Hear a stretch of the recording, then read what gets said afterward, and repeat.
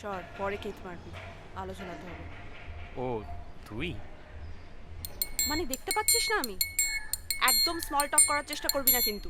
হ্যাঁ, বলছিলাম যে আমি তোকে একটু হেল্প করে দেব। If you have to talk then talk about something interesting. দাদা, আলোগুলো ঠিক করে লাগাও তো। যা না এখান থেকে। দাদা, খুলে যাবে ওটা। এই ফ্যামিলি ড্রামাটা না সায়েন্স ফিকশনকেও হার মানাবে, বিশেষ করে প্রীতিময় কাকা ও রীতামাসির ব্যাপারটা। তুই কিছু জানিস? না মানে তুই কিছু জানিস? না। এই যে জিনিসগুলো এনেছিস? কোন জিনিস বলো তো? আরে হোয়াটসঅ্যাপ করলাম যে তোকে। ফোন চেক করতে ভুলে গেছি। আমি বলে দিচ্ছি যে আপনি আহা, ও মনে হয় বুঝতে পারছে না জিনিসগুলো কোথায় আছে। আমি বরং প্রীতিময় যাবে? আরে ওকে আবার কেন চাপ দিচ্ছিস? আমি না হয় না না মানে মানে ও আর আমি, হ্যাঁ দারুণ, চলো। আচ্ছা চ আয়।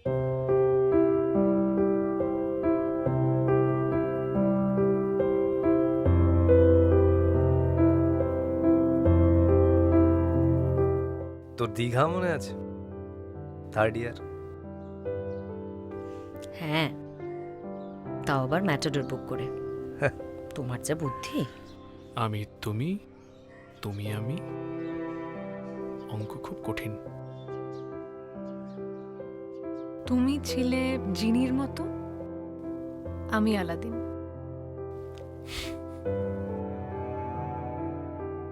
এরকম র্যান্ডম ছিল না। রুল ব্রেক করিস না, কন্টিনিউ। আমার তো হানিমুনই হয়নি। সেই সময় সুবিমলকে একটা কাজে দুবাই যেতে হয়, তারপর আর তোমার ডিভোর্সের কথাটা শুনলাম। আমি ছিলাম আদরের নৌকো, তুমি পাগল পাড়ার নদী। আমি ছিলাম তুই থাকবি তো, তুই ছিলি তুই থাকিস যদি। আমি এখন অনেক শান্ত হয়ে গেছি গো। হুম, একেবারে পাক্কা গৃহিণী যাকে বলে। 10টার মধ্যে ঘুমিয়ে পড়ি। সত্যি? হুম। তুই মানে যে মেয়ে ভোর 4টে অবধি এলভিস প্রেসলি, উষা উত্থুপ, জ্যাজ, ব্লুজ এইসব শুনে নাচতো, সত্যি? বয়স হয়ে গেছে, তোমারও আমারও। বেহিসেবি চুম্বনে ছুঁয়ে ফেলা চেনা ক্ষত, কিছু মুহূর্তে কিছুতেই জমে না যে ধুলো।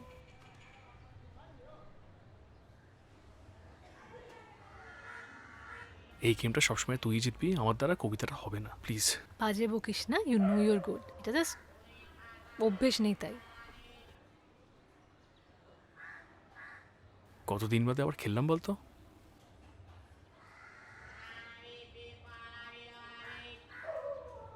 তোকে কলেজে ভালো লাগার এটাও একটা কারণ ছিল। হ্যাঁ, কারণ গ্রুপে যখন বললাম এই খেলাটার কথা, সবাই বললো কি বাজে আঁতলাম, ও কবিতার লাইন মিলিয়ে মিলিয়ে একমাত্র তুই। সিরিয়াসলি বলতে গেলে ওটা কিন্তু আমার বোকা, মানে শুরু তো আমার বোকা বোকায় লেগেছিল। তোকে ইমপ্রেস করার জন্য বলেছিলাম হ্যাঁ ভালো খেলা।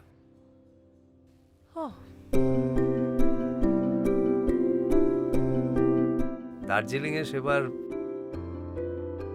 আমি আর তুই হাঁটতে হাঁটতে একটা নেপালি অবস্কিউর কিউরিও দোকানে ঢুকে পড়েছিলাম।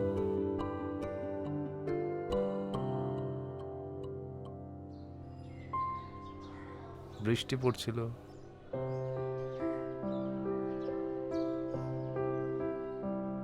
তুই আমাকে একটা একটা বিশেষ জিনিস কিনে দিয়েছিলিস,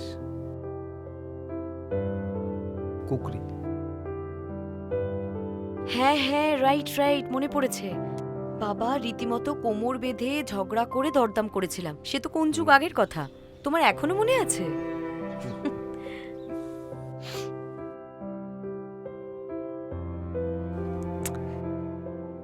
আলমারির লকারে খুব খুব সযত্নে রাখা ছিল, আজ বার করলাম তোকে সারপ্রাইজ দেবো বলে।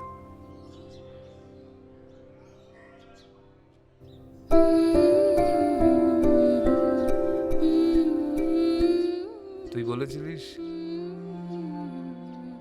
তোকে ছাড়া অন্য কোনো মেয়ের দিকে চোখ তুলে তাকালে তুই নাকি এটা দিয়েই আমার গলা কাটবি।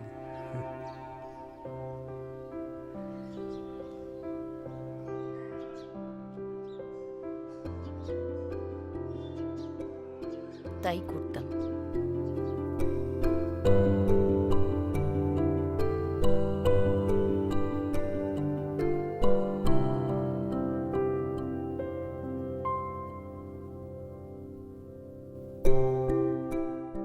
তুমি তো জানো আমি কথা রাখতে পারি না।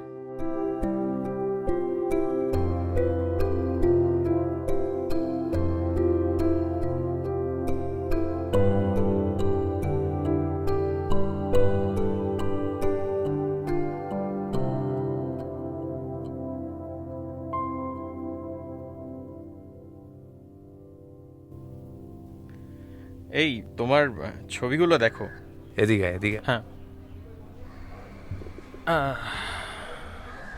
এই যে, এটাতে তোমায় বেশ কিউট লাগছে। হ্যাঁ, বিয়ে বাড়ি বলে খুব মাঞ্জা দিয়েছি, তাই বলছিস তো? মা একটা কথা বলতো, কিরে? নিজের বাড়ির লোককে কোনোদিন ঢপ দেওয়া যায় না, প্রেম করতে, তাই না?